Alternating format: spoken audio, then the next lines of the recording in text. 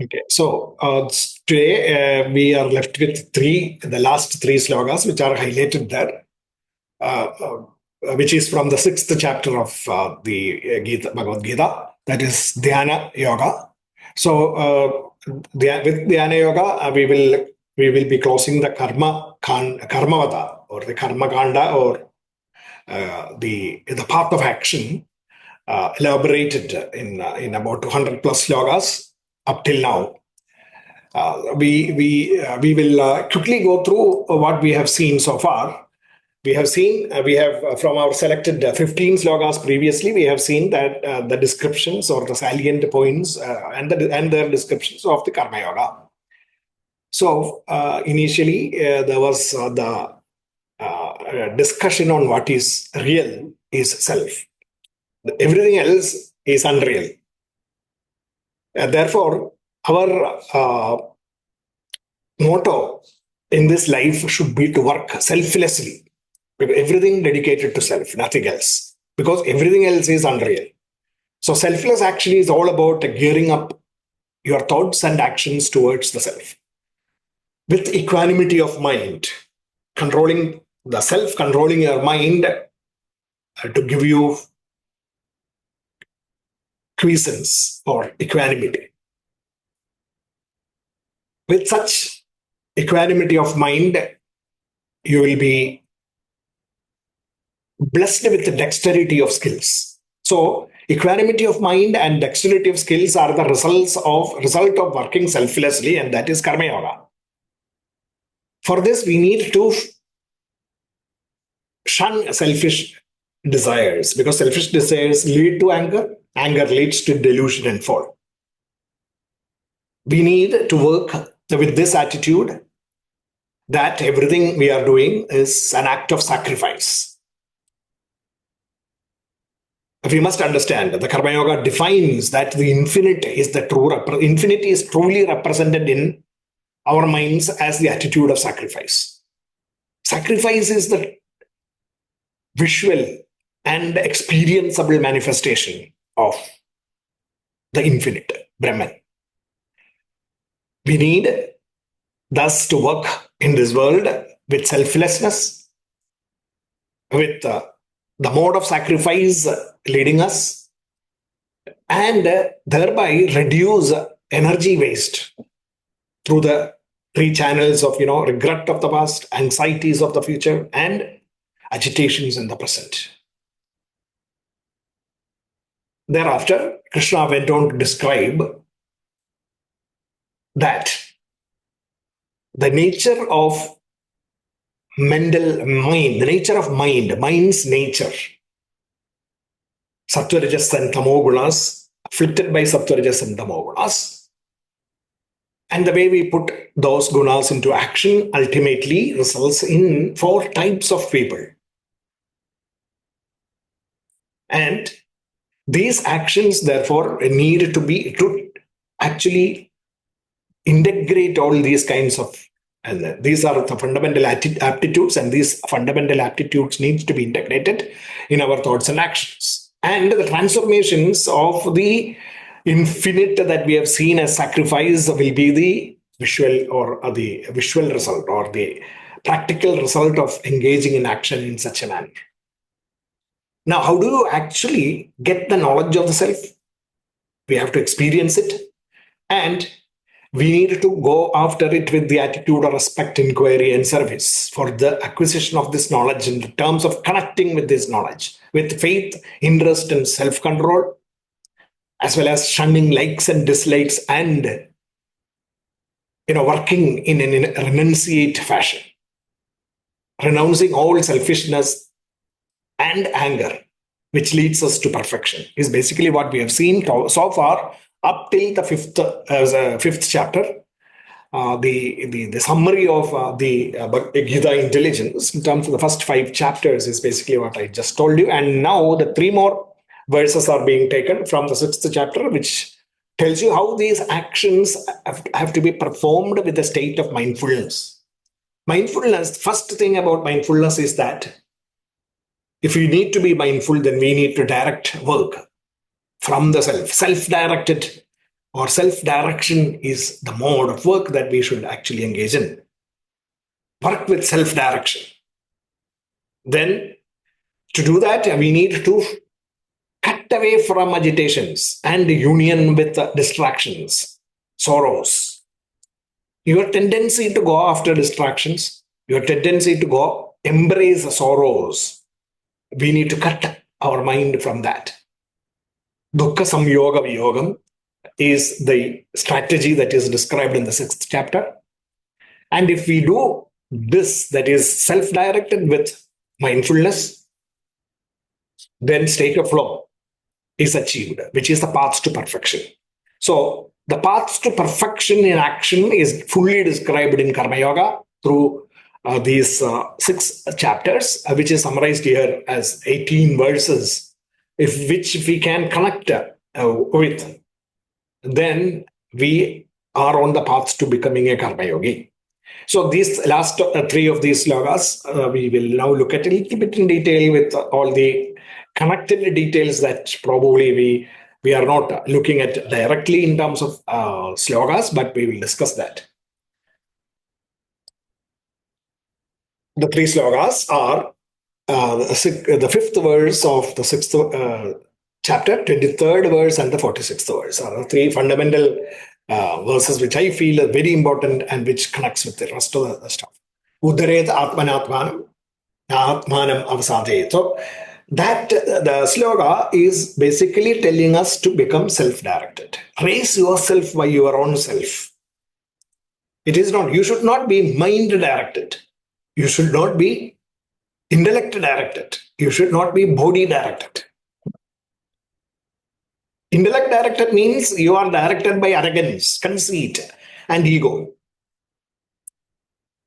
Mind directed means you are directed by emotions. And body directed means you are directed by the pursuit of pleasures, sensory pleasures.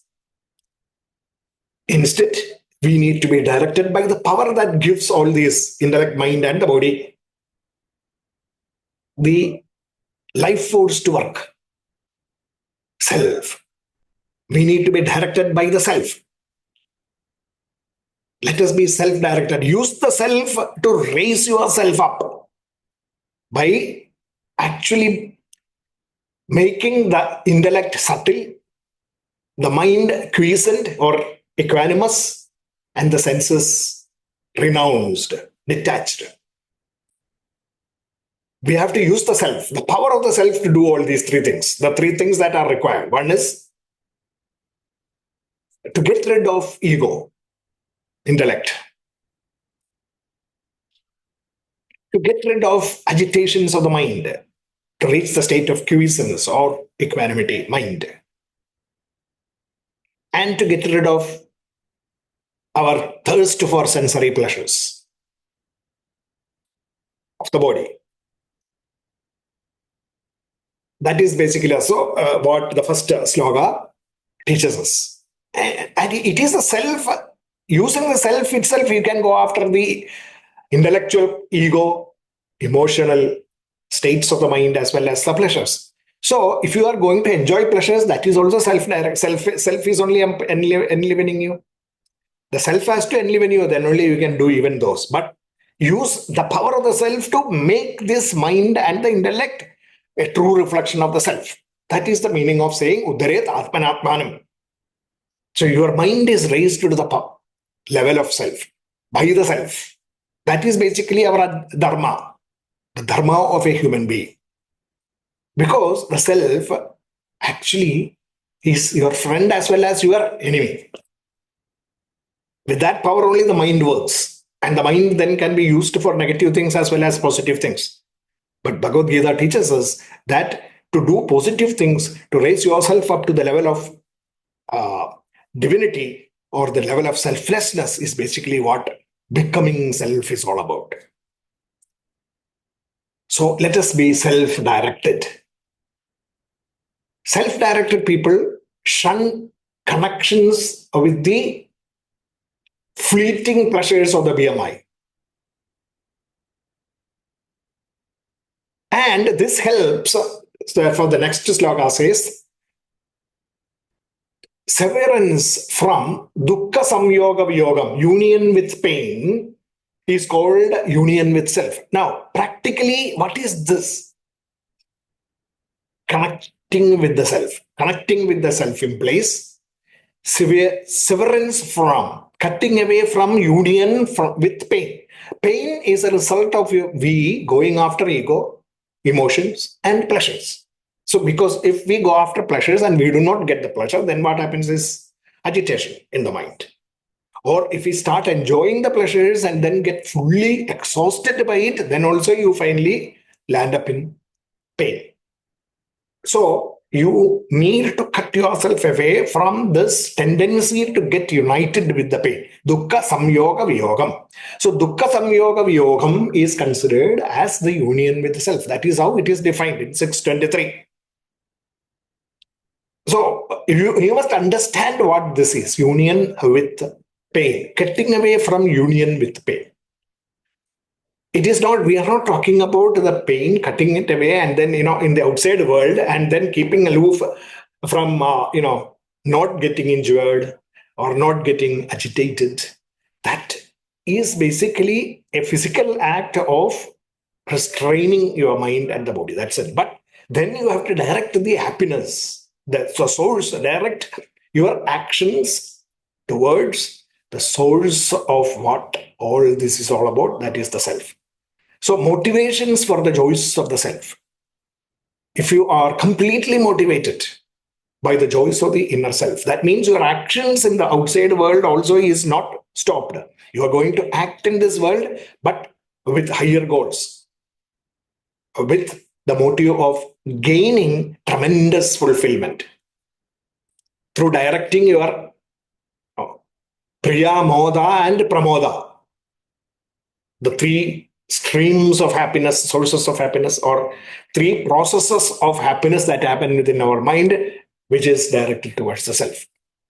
Severance from the union with pain is called union with self. So, self direction requires you to be in union with the self. And this is basically the path to perfection in action, in the way we live in this world. Because Krishna summarizes that in the 6th chapter towards the end, that this kind of engaging in actions by cutting away from sources of pain is basically what is called as meditative action. Action in meditation. When you are engaged in such kind of actions, then you are actually in the process of meditation. Meditation is not about sitting cross-legged in Padmasana or something like that with your eyes closed and then maybe half open, slightly open and pointed towards the tip of the nose, etc. These are all physical practices that we have in meditative practices which are more popular. But Gita talks about meditation as the process of self-direction by cutting away from union with pain. Always, whenever we are about to do something, about thinking about something and doing something or engaging in this world, be directed by the fact that you have to be careful about, not getting distracted by the pleasures of the BMI. Instead, focusing yourself to the joys of the self and constantly, when you're going to do something, think about how this can become selfless. How can I avoid selfishness in my action? And fine-tune my action such that I reduce the level of selfishness in it and keep on reducing it such that it becomes totally selfless. Keep on reducing that selfishness in our action, even if it is incrementally, keep reducing it. You may not achieve selflessness in one shot. So you keep on increasing the level of selflessness. And that process constantly constantly monitoring your own thoughts and actions so that selflessness comes to the fore gradually and then engulfs you. That process of doing things in that fashion is called as meditation. And that kind of meditation is definitely better than even selflessness, mere selflessness, in the sense of, doing something, and then taking, thinking that I have to help somebody and then I'm helping somebody. That is, again, there is a goal for it, your glory. So that selflessness is not what we are talking about. We have to inject knowledge of the self into it. And also renounce the eye on the results. What do I get from doing this? That thought also goes. Renunciation, knowledge, selflessness. Ultimately, he reaches the state of meditation. So perfection is all about renunciation plus knowledge plus selflessness combined to take you to the state of flow.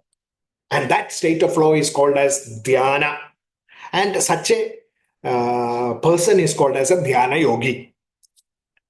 That is summarized in one beautiful verse in 646.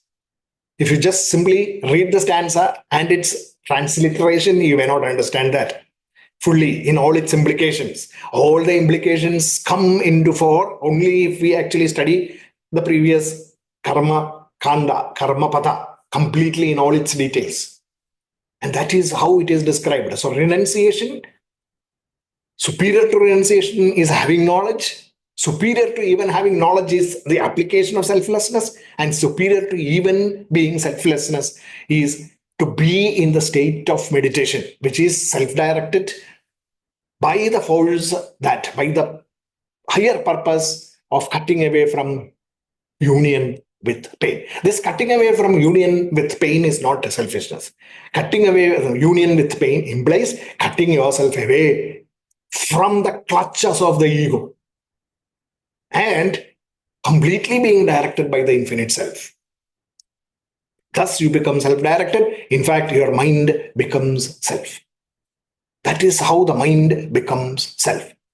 So that is actually described in these three slokas. And some of the implications of this is basically what we are going to look at. So it is all about practicing. How do you start? You start practicing selflessness. First, do, even if it is for glories, even if it is for physical gains, advertisement, whatever it is, become selfless. 2 acts of selflessness, and slowly you will start what you call transcending the requirement for recognition. Keep on doing selfless activities. The thirst for recognition initially that drove you to selflessness will actually start going away. So this is what Gitacharya prescribes, the process. Practice selflessness first. That is the preparation for becoming perfect. Keep doing selfless actions. Then you fine-tune that through injecting knowledge of the self, who you are, knowledge-based fine-tuning. And once you have that, once you become selfless, and you also understand what self is, it is above the body, mind, and intellect, then it becomes easy for you to renounce your tendency to go after the results. Renunciation of personal goals. The results in a state of flow, in actions. So in very brief summary, Karma Yoga is all about this. So that is the pattern for sustainable success in any acts of endeavor. Practice, understand, gain knowledge, and start renouncing the results. In the sense that when you say renounce the results, becoming a sannyasi doesn't mean that renounce action. That we have already seen in 5th chapter. Renunciation is not about renouncing actions. Renunciation is all about renouncing your thirst for the results of those actions. The purpose is important, not the result. Practice, knowledge, renunciation. That is the pattern. The ultimate pattern for sustainable success is basically what is unraveled in the Karma Pada, the first 6 chapters. If you look at the whole of 16 chapters, about 200 plus verses, what do you learn from that? It is that keep practicing selflessness with the knowledge of the self, and by renouncing the results of the action, your thirst for the results of the actions. It is not, when you get results, you don't have to throw it away. Okay, you You go and work somewhere, somebody pays for you for that. You doesn't have to throw away or give back the money. That is not what Gita is talking about. Gita is talking about do not be engaged in work only for that money. But when you get the money, receive it with prasada bhava and enjoy the benefits of it as well as distribute the benefits of it. Prasada bhava. So practice, knowledge, and renunciation is the ultimate pattern for sustainable success. You can actually, take this practice, knowledge, renunciation pattern, and try to apply that in every instance of your life. In all the kinds of transactory things that we engage in this world, in this life, day-to-day world, you try to apply this, and then you will start seeing results in the workplace, at home, in family, in society, wherever it is. Examples abound. In fact, some of these things you can reflect on, try to practice it, and if actually you see results, when you will definitely see result or improvements in the kind of the way things happen in your world, in your daily life, it will be good to share some of them with maybe you can write it in such a fashion that it's not specific, and people can enjoy that knowledge, practical experiences of people. If you can share the WhatsApp group, that will be great. There is one very simple Gita. Karma Yoga is about practice, knowledge, and renunciation. 200 verses, simplified into 3 letters, 3 words: practice, knowledge, renunciation. Apply that in life. That's it. That is Karma Yoga. You become a karma sannyasi. The problem is that the fire to stick to renunciation, is often missing. Actually, selfless action means engaging in action without any likes and dislikes.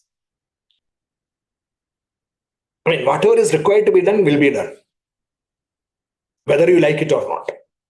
That is selfless action. And when you keep on doing that, actually you reach the state of renunciation. So renunciation and selfless actions are nothing but the same. They are not different. Renunciation is equal to selfless action. Selfless action is equal to renunciation, because ultimately selfless action leads to renunciation. And somebody who is already a renunciate will always be engaged in selfless action. His actions are selfless. So they are the same. That is, in fact, the 6th chapter starts off with this equality, description of equality. 6.1, 6.2, 6.3, 6.4. First 3 or 4 verses talk about that. It is the fire to stick to us. The state of renunciation is basically what drives a karma yogi. That fire. If it is missing, you don't become a karma. This is exactly what, even stories of the Puranas like in Bhagavata also describes. We have already seen examples like Prahlada Charitam. It is about, the having Viveka and Vairagya. The discriminative capability to differentiate between what is good and what is pleasant is Viveka. And the power, the fierce power within us, the fire within us to stick to the path of good. Vairagya or Virya. So Viveka and Virya, when they combine together, becomes Narasimha within us. And that Narasimha Avadar helps you to actually be in a state of renunciation. That is basically what Bhagavad Gita is talking about. It is this concept of Bhagavad Gita that is enunciated in the story of Prahlada. Renounce likes and dislikes and then stick to the path of good. You become a renunciate. And that outward, what will happen is you will be blessed with a state of equanimity. And your mind will actually be subtle enough to be inspired by the self. So equanimity leads you to inspiration, and inspiration leads you to a state of flow. Selfless actions, merely engaging in selfless action ultimately leads you to inspiration and state of flow. Or being in selfless action constantly makes you a renunciate, and that renunciation takes your mind to a subtle level of quiescence or equanimity. So all of these are connected. These things, detached actions, renunciation, selfless action, and shunning likes and dislikes are nothing but the same things being described in a different way or different degrees of the way, degrees in which it is actually blessing our mind, and then leading to functional behavior, equanimity, inspiration, and state of. So this, therefore, what is talked about is self-direction, which is basically what we talked initially. Self-direction. Self is all about self-effort, of raising yourself by the self, thereby, getting blessed with self-control and serenity, leading you to a quiescent mind, equanimity. And how can you actually do that? Yes, this is very simple when you hear it, but then it is very difficult to practice. Why is it difficult to practice? Because people do not practice persistently with perseverance. So practice, persistence, and perseverance are the tools with which you can actually achieve this. And that is the only way we can achieve this, because why is that we'll also see the neuroscience behind that. So practice, persistence, and perseverance is the only way with which we can actually start to engage in selfless action and then becoming a renunciate. Now, in the 6th chapter, the Bhagavad Gita prescribes some processes. So one is restrained, keeping your mind restrained. And that is why there are several types of vows and vratas and other things that in the ritualistic sense people prescribe restraint and discipline. And okay, if it is very difficult for you to completely restrain from all these things, or strict disciplines, etc., then at least start practicing in moderation, things in moderation. If you want to engage in indulge in pleasures, indulge, but be moderate, and then slowly start rising to the level of restraint. And discipline is what the process is. Conscientiously, conscientiously and consciously disengaging from sources of union with pain with repeated practice is the process, such that the fire to stick to renunciation burns within ourselves.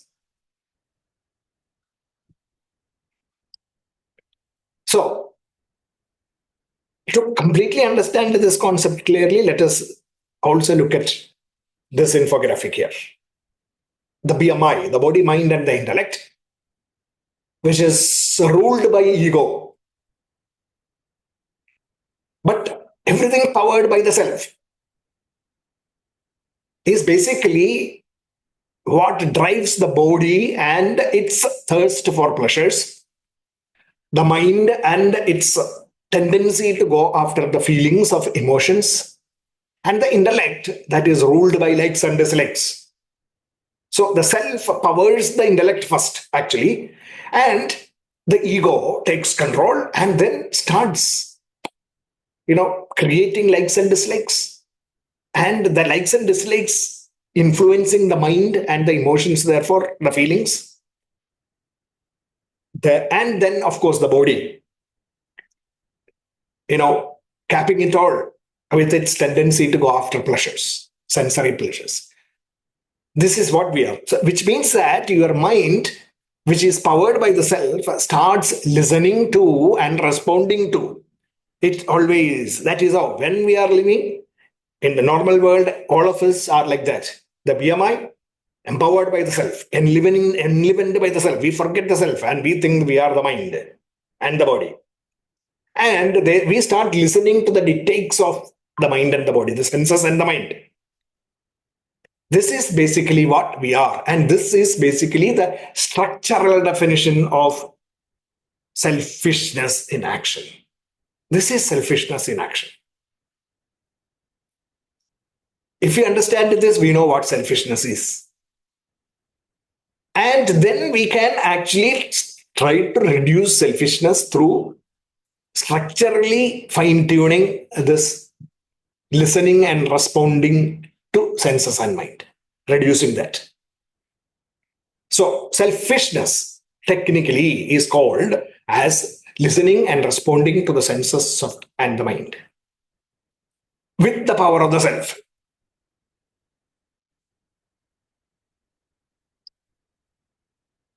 Instead, if we actually let go of the ego, sublimate the ego, what happens is sublimating the ego implies you understanding with the same mind that you are actually powered by a higher self.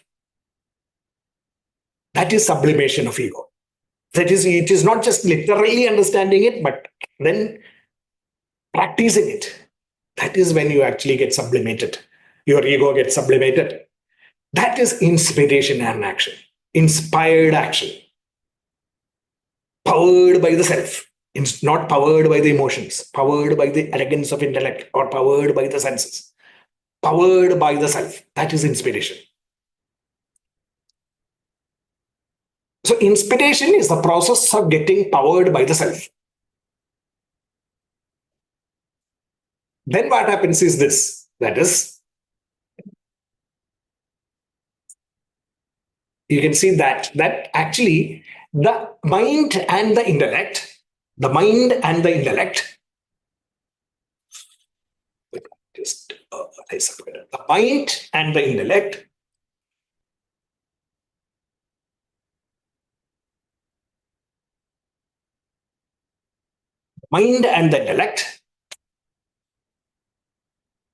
is fully powered by the self. So mind, but that is powered by the self, is now focusing on the self. And to get to focus on the self, we need to understand what the self is. Knowledge of the self refines the intellect. And then what happens is the result is inspired action. Senses and the mind get silent. This is the state of what is called as inspired action, and it is a state of meditation, where the meditator, the mind, intellect, the meditator is the mind, intellect, is meditating on the self. So the meditated is the self, the mind meditating on the self, or so therefore the mind is the meditator and the self is the meditated. This union is called as meditation. That is dhyana yoga. How do you do this? You keep being totally inspired by the self in always all actions. That means you need to be reflecting on what is the joys of the self that is driving me, and gear your actions towards the joys of the self. Constantly. You constantly have to check this litmus test, like selflessness. So there are some examples and some processes that are dealt with, which we will look at now. But just before that, structurally, let us understand what this meditation is all about. This is what is meditation. The meditator and the meditated, this is how we reach that state. And when we reach that state, to reach that state, there is a requirement, which is how to raise the self by the self. For that, there is a requirement, which is about this 8 characteristics. Sorry. 8 things. What is it? Matching physically in the practical world. Okay, Krishnamar, KG, can when you have you raised the hand, can you? Yeah, let's discuss and then go forward. Yeah, you can hear, no? Yeah, you can. Yeah, yes, we can. When you say the joys of self, how do you differentiate between joys of self and joys of intellect? Mind and body, we still can somehow understand. Right. How do you differentiate what is joys of intellect and what's the joys of the self? Yeah. I do not. I mean, I am sure you will be remembering some practical set of things that we have given as the joys of the self. Some examples, practical examples.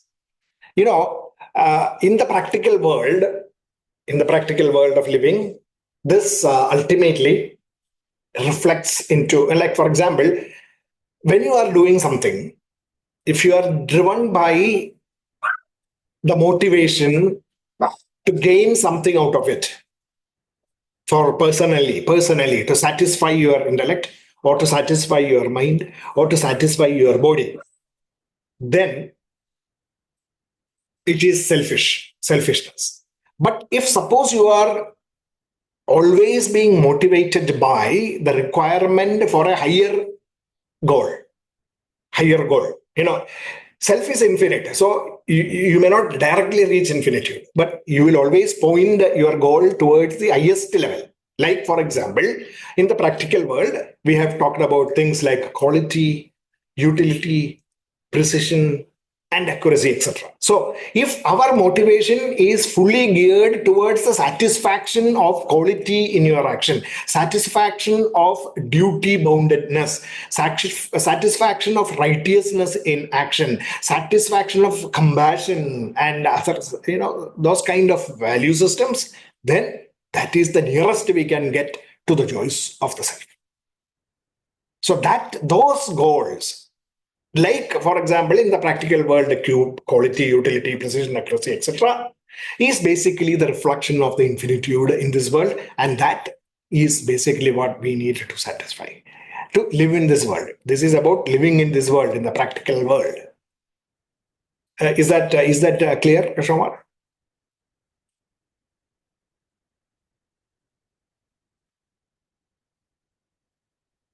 I think he has got frozen, so probably his connection has been lost. Yeah, okay. Yeah. Shomar, did you hear what? Yeah, it is breaking. Yeah, I heard. Yeah. Okay. So yeah.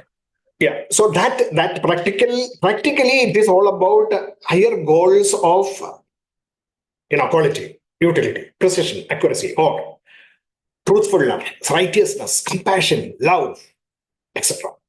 Satya, dharmam, shanti, premam, and ahimsa, or quality, utility, precision, accuracy. These are higher goals. These are not connected to your personal goals. It is the purpose for a higher level of existence and work. And those are the ideals. My ideal, for example, in the practical world, I want to produce something of quality always. Whenever I engage in work, my output will be of highest quality. That is my ideal. I know that I have to be quality conscious, and that whatever I do, I need to do in the topmost quality. That is my ideal. Now, do I do it like that always? Do I compromise on quality? You should. If you compromise on quality, there is no matching of ideals to behavior. If you do not match ideals to behavior, what is happening is ultimately there will be prick of conscience. And that prick of conscience will never help you to raise yourself by the self. So you should actually start, transcend the prick of conscience. And that prick of conscience can be transcended only if you match ideals to behavior. That is one of the, examples of Udaret Atmanatmanam. And you should also be able to differentiate the good versus the pleasant and then stick to the path of good. Differentiate good versus pleasant, stick to the path of the good. If you actually have the firepower within you to renounce the pleasant and then steadily go only on the path of good, then you are raising yourself by the self. Keep out distractions. Dukkha samyoga viyogam. In the sense that, it is, that distractions are bad, and therefore you will avoid distractions in whatever manner possible. Like, for example, as we said, if you feel that in workplaces and all, you are getting distracted so that your quality output is suffering, then you can always define certain times in the work schedule so that you have a 0 hour or something like that, where you focus only on what you have to do without getting distracted by others, etc., etc., etc. So put up a notice on the door saying that, not disturbed for 1 hour or 2 hours out. So these kind of practices that you bring in such that your quality of work is not suffering is actually steps towards keeping out of distractions. And in the path to going to excellence, keep out of distractions. Thus, you can raise yourself by the self. self-management principles of managing your time, managing your energy levels, and all those things are actually dukkha samyoga viyogam, where you are actually not unioning yourself with what you call as average performance or mediocre performance, mediocrity. You are distracting yourself from, or I mean, you are detaching yourself from mediocrity through the processes of excellence. Keep out of distractions. Do not degrade yourself. Never ever have in within your mind, you know, keep that feeling that I am, I cannot do this. I'm not capable of doing this. I am not qualified for this. Those things are actually what the mind and intellect is telling you. You are listening to the mind and intellect when you say that I am incapable. Instead, the self is infinite. That knowledge is, if it is driving you, then you know that you can use that self to enhance your mind's and intellect's quality. Acquire knowledge, acquire expertise and competencies through several. So you will then look out for opportunities to do that by your own self, by your own efforts, or by engaging in training programs, or enlisting yourself for maybe voluntary actions, or helping others, etc., etc., etc. So many things are that. So do not ever degrade yourself. If you degrade yourself and say that you are incapable and I cannot do this, that is the point of failure. So do not degrade yourself. If you have to raise yourself by your own self, take ownership, self-effort. Put in self-effort. Do not think that others will help you. Put in self-effort. Maintain a clean conscience. So all of these things help you to actually also maintain a clean conscience, so that you don't have any kind of mental pricks. You did something wrong, and then that wrong is going to haunt you. So if you actually keep yourself away from those, by matching ideals to behavior, differentiating the good and the pleasant and sticking to the path of good, then maintaining a clean conscience becomes very easy. And for all this, there is one thing that is required, which is to be rooted in the self. Have the belief that I am the self and I am infinite, I am Brahman. So these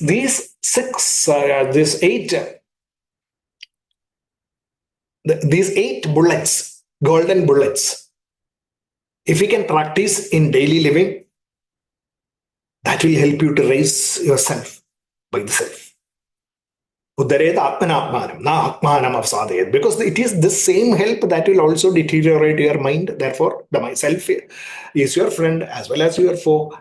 Let us utilize the self to raise the self, or the mind and the intellect, to the level of the self.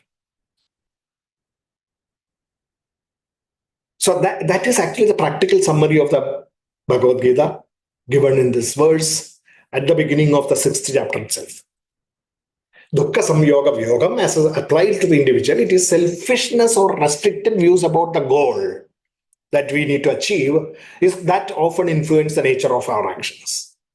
Through practice, we can become fully focused on the joys of the self, the higher goals, and this makes our mind become unpointed and fit for concentration on the work.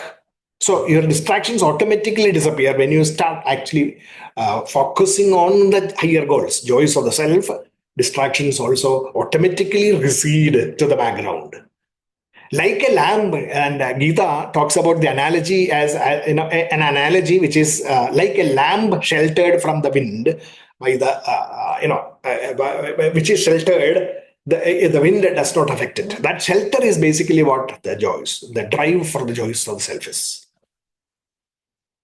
The drive for the joys of the self is a shelter which prevents the wind from blowing out the lamp, or making the lamp, the flame, restless. As applied to the individual, as applied to the teams. If you look at the team in a team setting, a team that is fully focused on the goal of the team. It could be a team, a product, or an organization, or a project, or whatever it is. There is a goal for each one. There is a goal. Accomplishes the best objectives.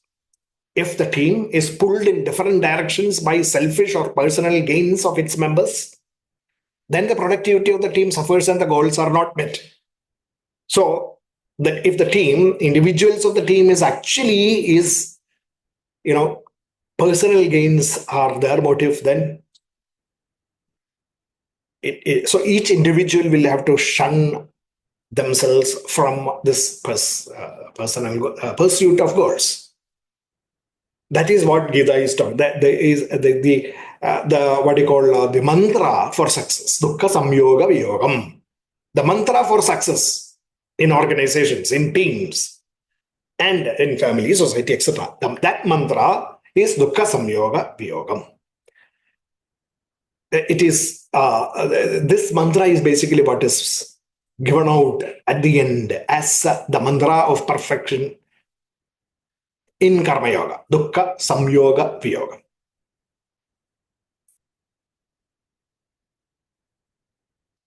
That is how these are some of the examples of practical examples of renouncing union from distractions.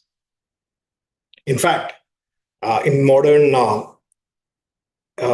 industrial parlance or organizational parlance and all, we can talk about what actually drives organizations to success. I mean, in the sense, what are the yardstick of success which we measure?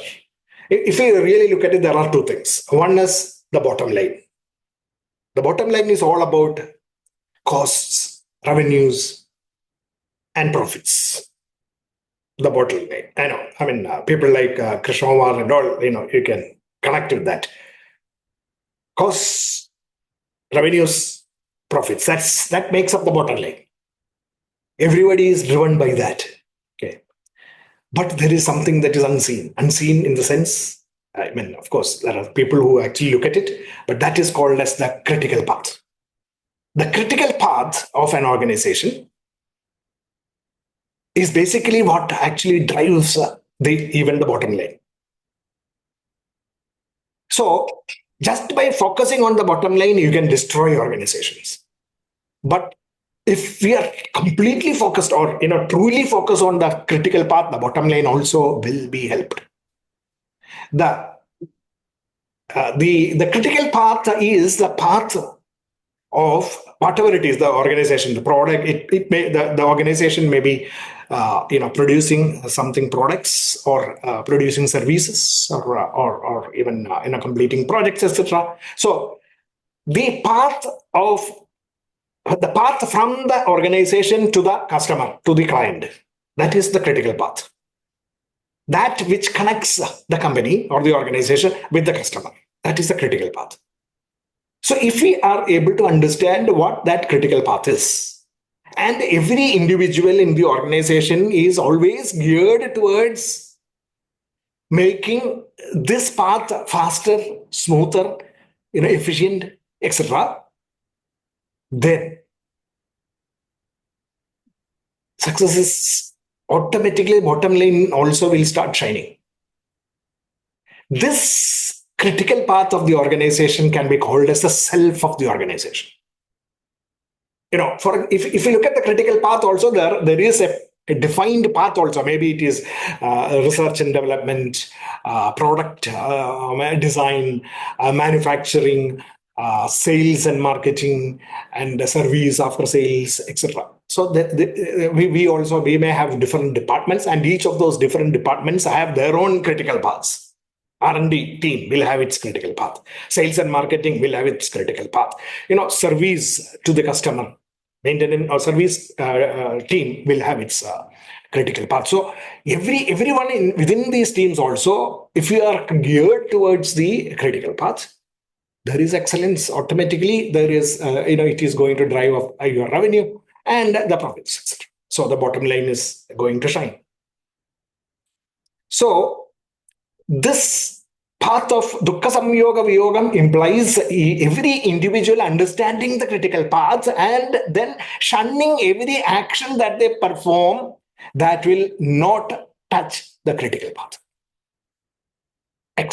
Kind of frivolous activities that will not touch the critical path is a waste.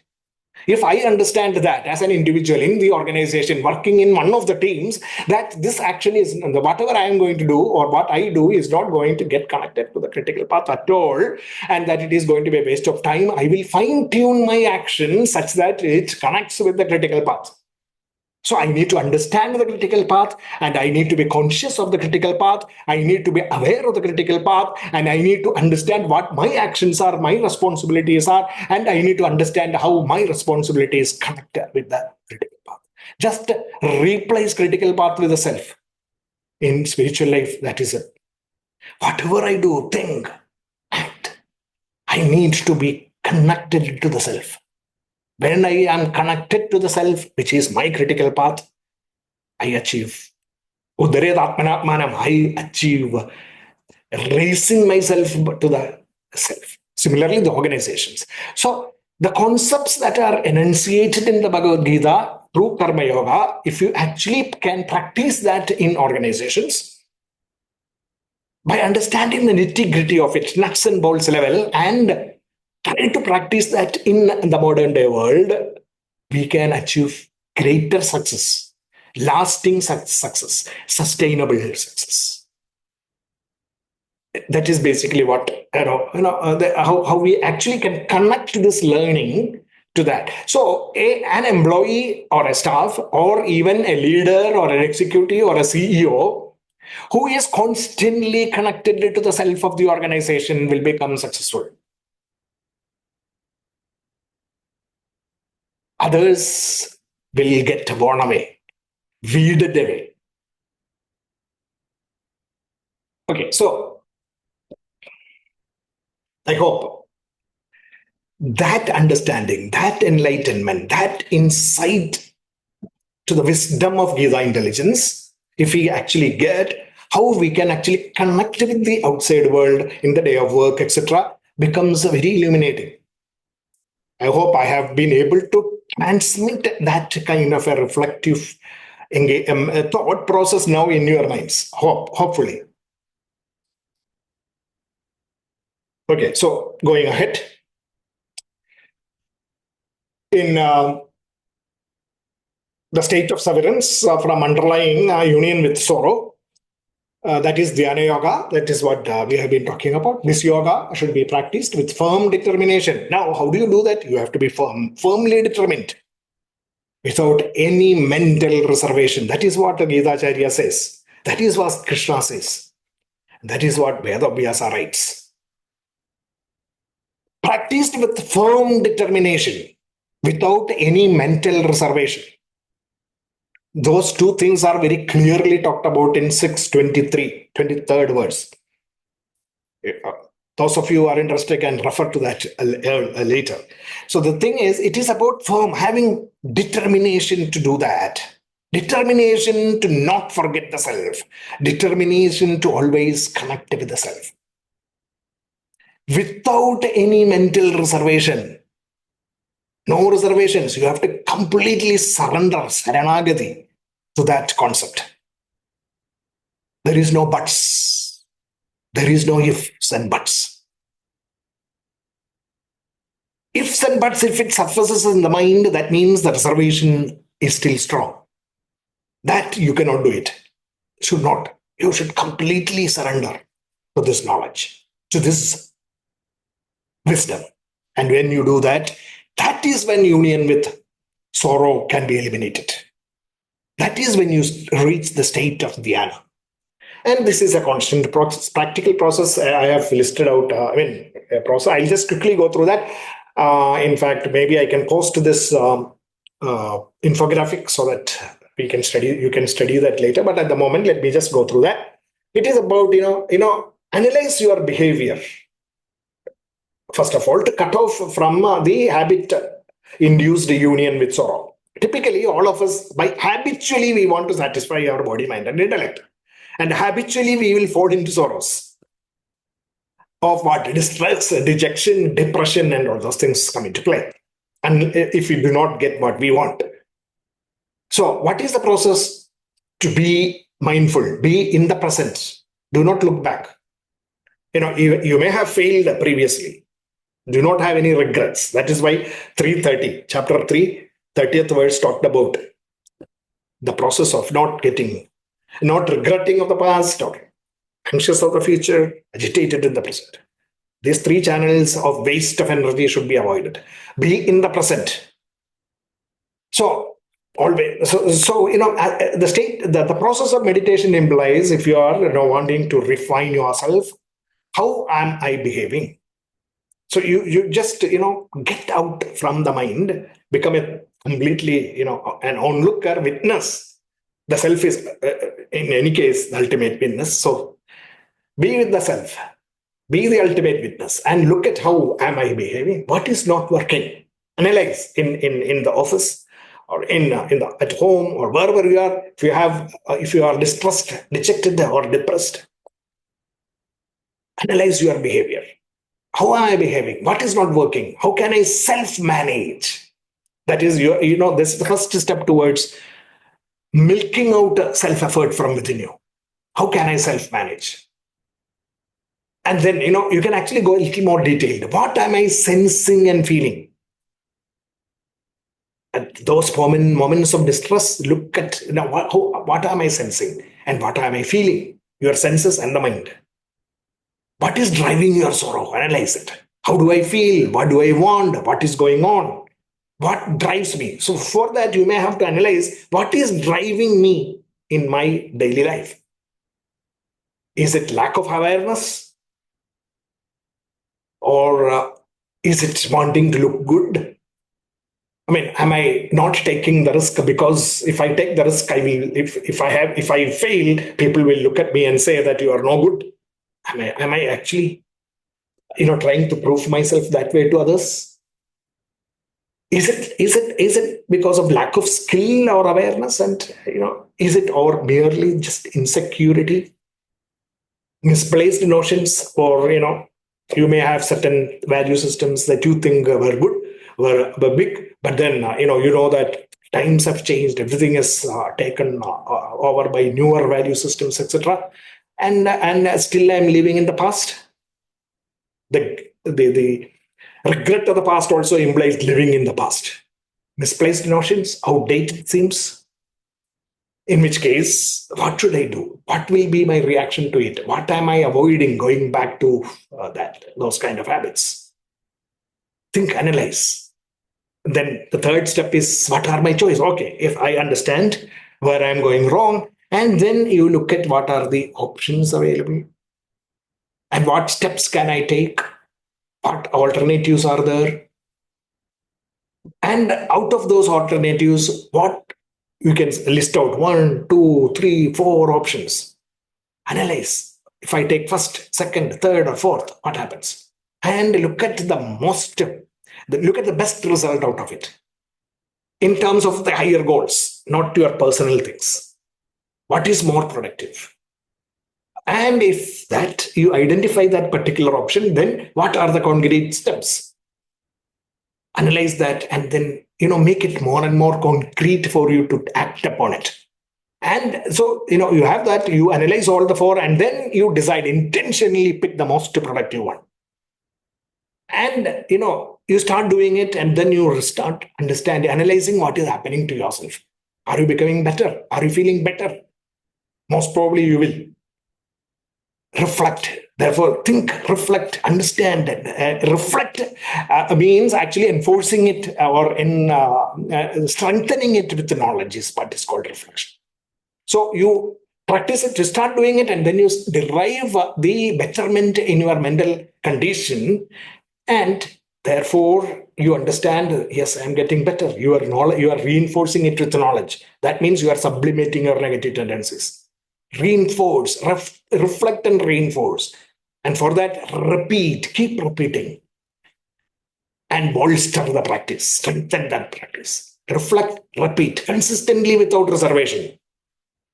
Revel in the relief of that happiness. This is actually in anything that you do, any failures, any bad situations that you land up with, and if you want to make a change in yourself, you actually start this process of reflecting within yourself and then analyzing and choosing the best options and repeatedly enforcing it.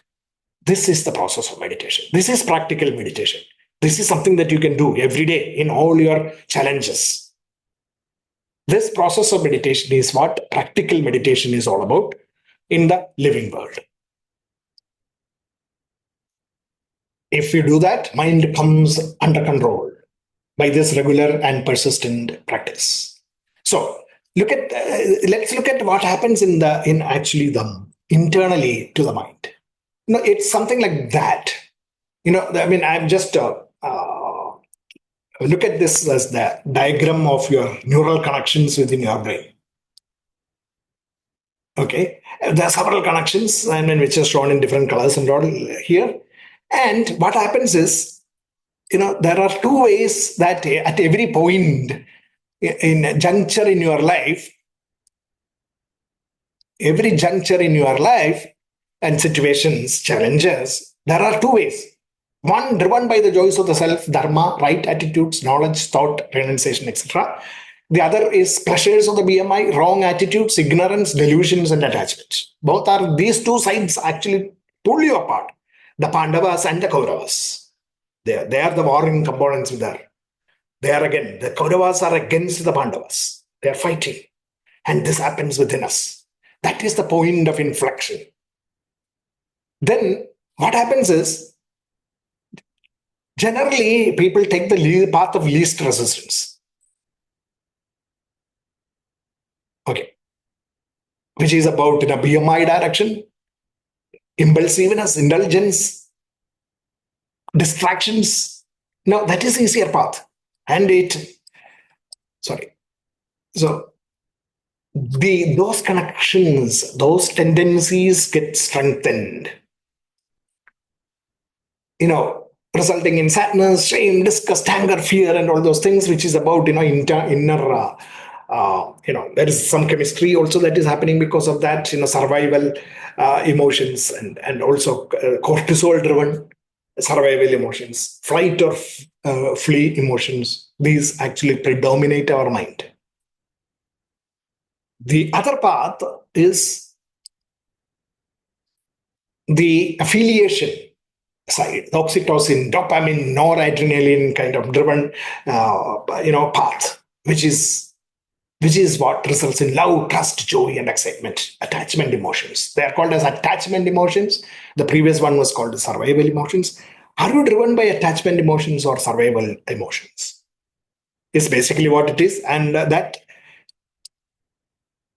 if you strengthen this attachment emotions within us, through self-direction, equipoise, developing equanimity and equipoise, reflective state of mind, restrained discipline and moderation, and focus, or selfless, focused on the joys of the self, disinclined to temptations, higher goal-driven, fearless and peaceful, which means you are not influenced by sense pleasures, emotions, ideas, whims, and fancies, motivated by, in the sense, selfish ideas and selfish emotions, motivated by joys of the self, duty, dharma, quality, progress, utility, precision, accuracy, not inclined to brooding, but inclined to reflection and analysis, firmly committed and persistent, motivated purely by sustainable goals, inclusive mindset and lofty ideals,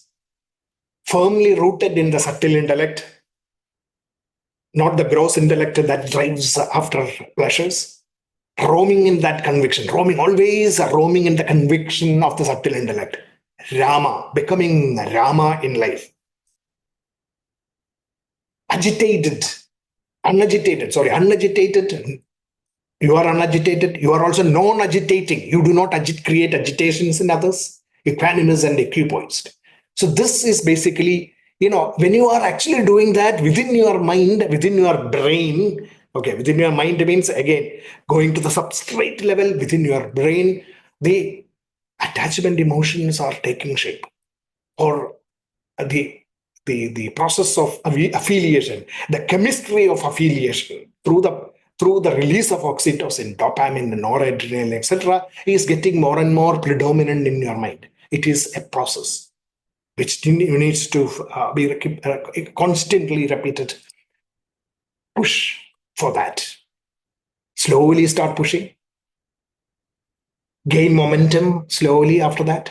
Kickstart, then speed up, gain control and cruise. The analogy of a car that is stopped on the way, and then you are trying to push it first. Then slowly it will gain momentum, and when you gain momentum, kickstart. I know, it happens. You will kickstart that engine and then speed up, then gain control, and then you go into cruise mode. This is the process. This process is basically what is need to be applied, such that we are run by affiliation, what you call neurotransmitters, and not the cortisol-led forces. Pandavas, we become Pandavas. That is basically what is required. So,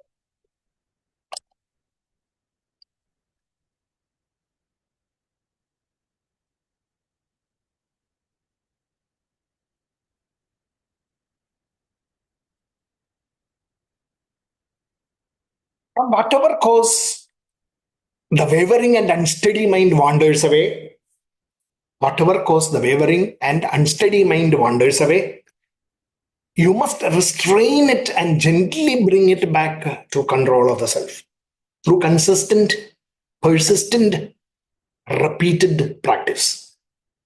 I mean, you will fail, but the failure should not be taken as degradation, self-degradation. Do not think that I failed, so I'm incapable of doing it. It is difficult, but it is difficult. I understand this, but it is difficult. Don't fall in for that. Keep striving, persist with it consistently. That is what 26th sloka of the 6th chapter says. From whatever cause the wavering and unsteady mind wanders away, you have to restrain it gently and bring it back to the control of the self. In fact, I will show you this video, which I have already shown previously, but let's try to look at that. This is actually shuffle that kind of goes on microscopically between different circuits in your brain. You're trying to fire this new thought called compassion. But remember, you fired and wired all these other circuits based on the last 10 years.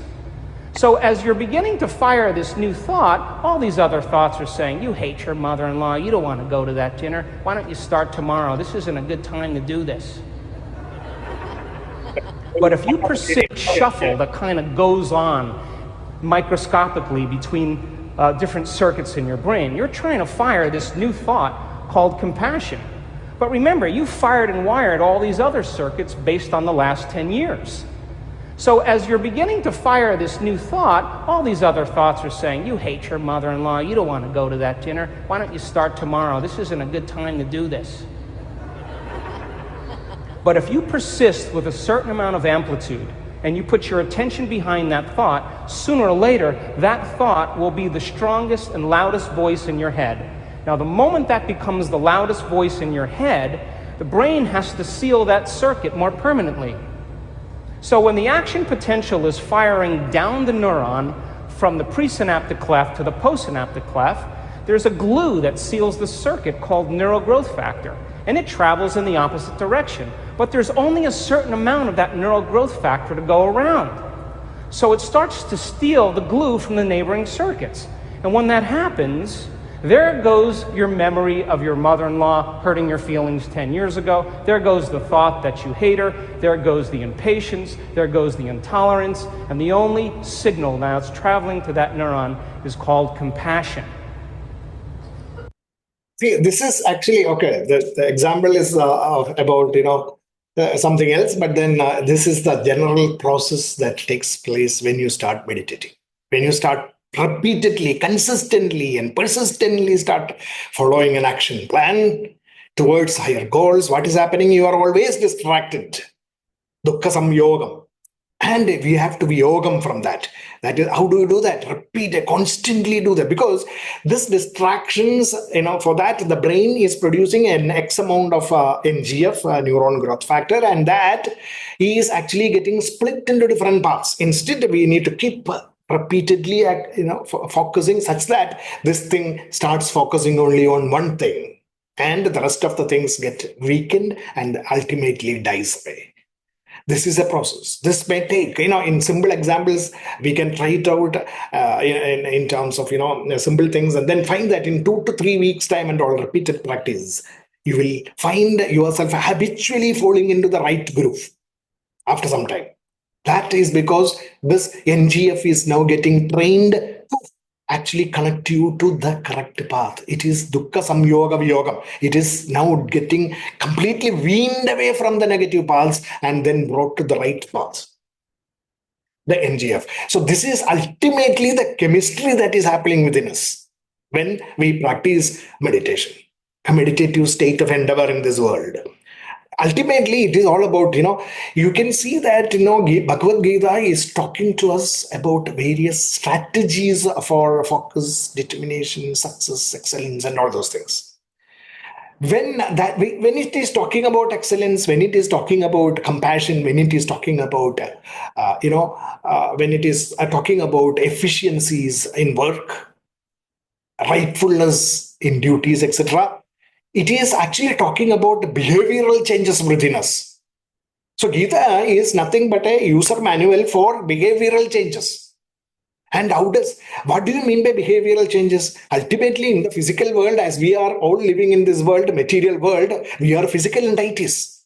We are manifestations of the infinite in a physical form with the body, mind, and intellect.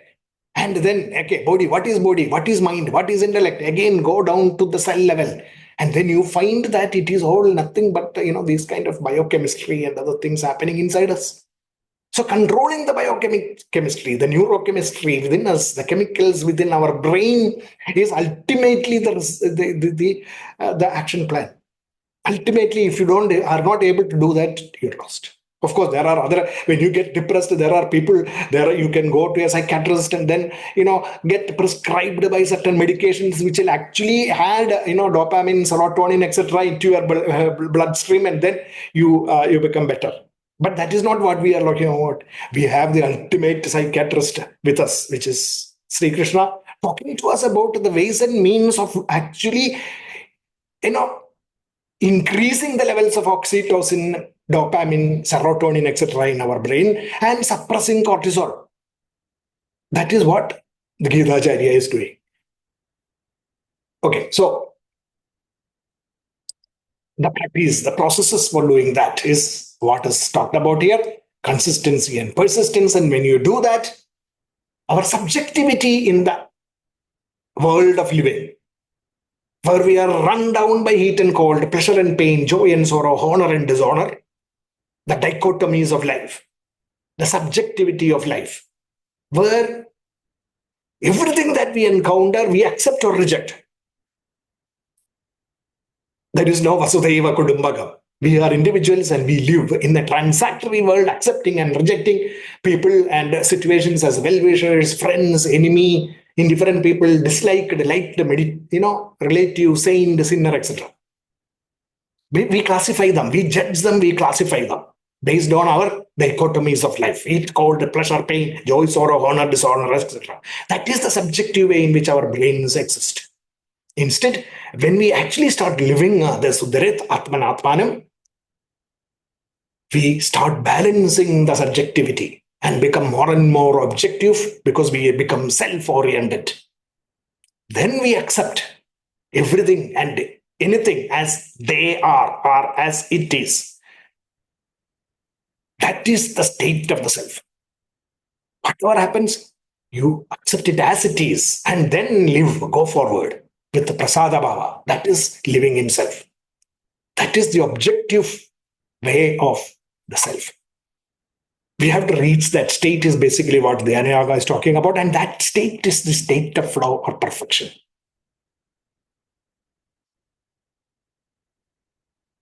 So, he who sees that self everywhere and sees everything in the self. To him, the self does not vanish, nor does he vanish for the self. Such a person is considered permanently dwelling in the self. He can see the pleasure and pain of others as his own. 631 and 632 summarizes the effect of becoming a meditative personality. That 632 is listed there in blue. Such a person who is permanently dwelling in the self can see pleasure and pain as his own. The subjectivity of physical life is giving way to objectivity of the self. For that, the prescribed path is to strive, keep striving, keep doing good, have faith in yourself, and in addition, foster an environment, that is by shunning such, non-serving companies, dukkha samyoga viyogam, and keep reinforcing and strengthening through repeated practice. So root out selfishness, because selfishness is what gives rise to identification with the pleasures and the egocentric connection with those things. Never try to brood over negatives or justify your wrongs. Never deprecate yourself. Raise yourself by the self. Have respect of the self.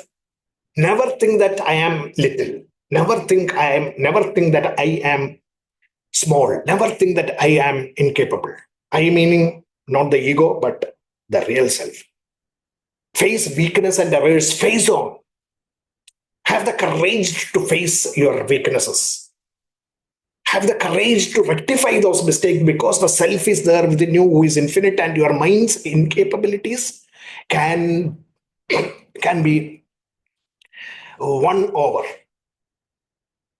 Identify with self. For that, derive the choice of the self. Quality, utility, precision, accuracy is the driving forces. In an organization, identify with the self implies identify the critical path of the organization. Justify only righteousness. For that, develop right perspectives of dharma. What is it that I need to do? We have seen that in chapter 4. Know yourself, or the power of the self. Understand and have the knowledge of the self. Faith in the self. And develop a courageous conscience. That is how the chapter is concluded. And so, to take a look at the summary of all the 6 chapters, here is basically what it is all about. You have the life, awareness, and perception. When the infinite manifested as the universe, the Brahman actually got transformed into this universe, the multiple universes that we know via the universe, as well as the dark areas, dark holes, black holes, or whatever you call it. Everything combined is infinite, and from that, within that infinite emerged the universe. And that universe, one of the universes we are living, and we are driven by the same force. And that within us is taking as life energy, consciousness. And that consciousness is basically what gives us the power of awareness in the senses and the mind. The mind had started working, senses started working, and consciousness is driving it and enabling it to be aware of the inner and the outer worlds, giving us the power of perception.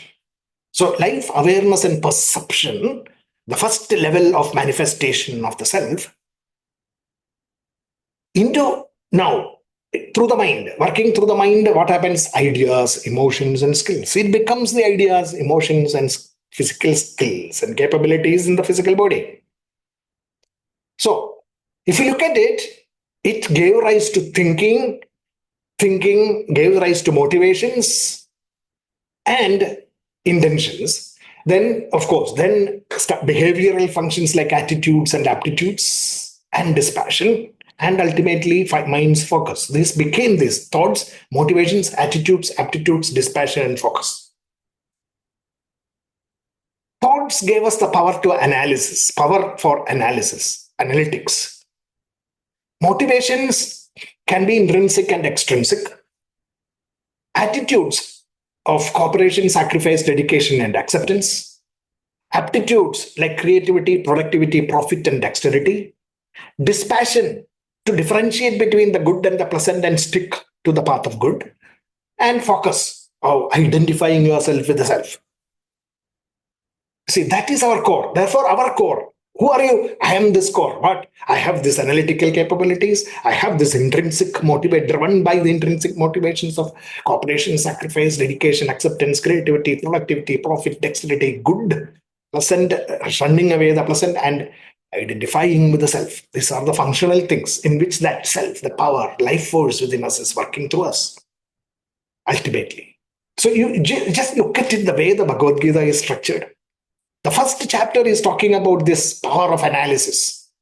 Through Arjuna coming up with this analytical reasoning for his challenges and failures.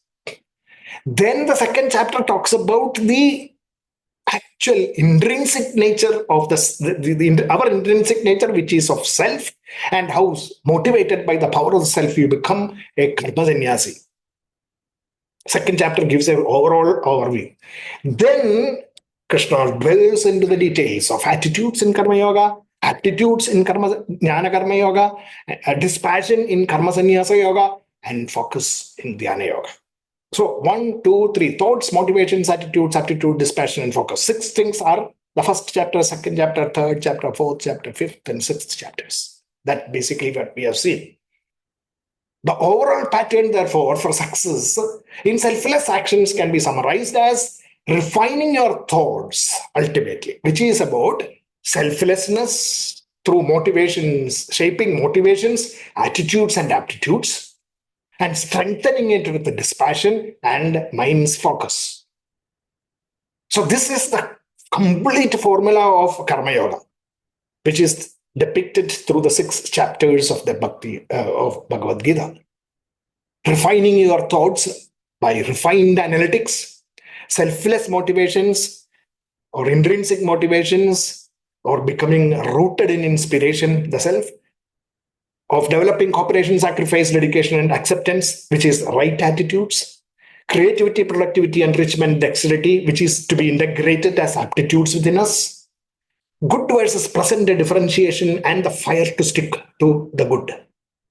That fire to stick to the good is made possible through identification with the self, which is meditation, dhyana, focus. So that is Bhagavad Gita Karma Yoga. This is what Karma Kanda or Karma Pada teaches us. Refine your thoughts. It will refine your analytical capabilities. How can you refine your thoughts? Be intrinsically motivated. Be inspired always. Cultivate the right attitudes. Integrate your aptitudes. Strive to sift the good from the pleasant. And focus on inner powers to get rid of the limitations in thinking.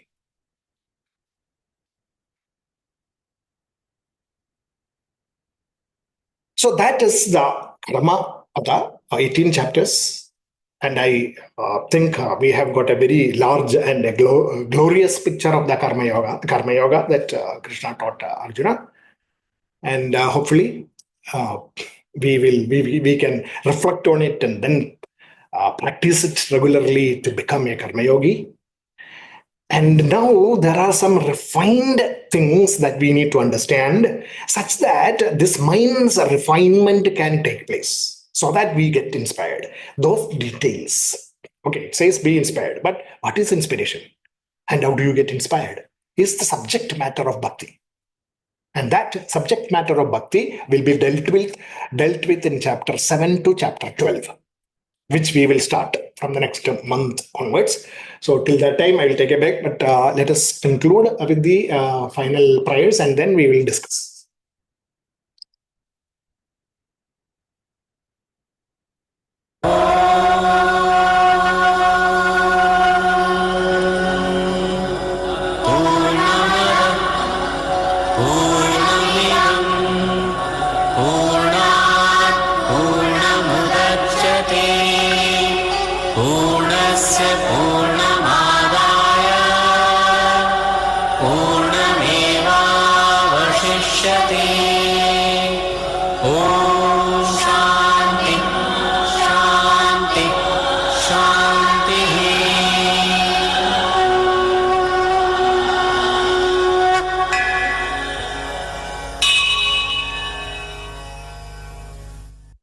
Okay. So we'll start with Anandji's summarization, and then others can also come up with their queries, any comments, and questions.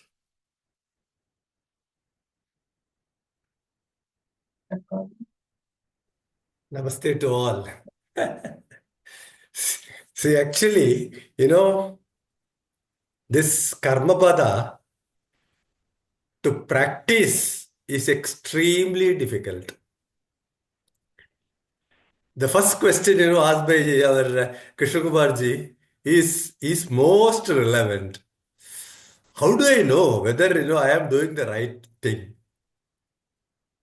Right? See, if for this, of course, it is purely my personal way of how I approach this. What I thought, say two things. One is, I am not doing anything. So tell early morning, oh, I am not doing anything. Please, everything is done by whomsoever it is, we can call it X, God, Ishvara, or whatever it is. I am not doing anything. Right? And number two, see, I don't want anything. Right? If you want anything, you can enjoy through me. So in the process, I also enjoy. That is different. But what happens is because of this one prayer every day, of course, it is extremely difficult. You will tell in the morning till 8 o'clock, but 9 o'clock you change. You come back to your normal self. I. You start talking about I. See, that's a different matter altogether. But this will give at least for some time, and over the years there will be some sort of refinement. Definitely it will happen. And one more thing, definitely before doing something, if you ask, am I doing the right thing?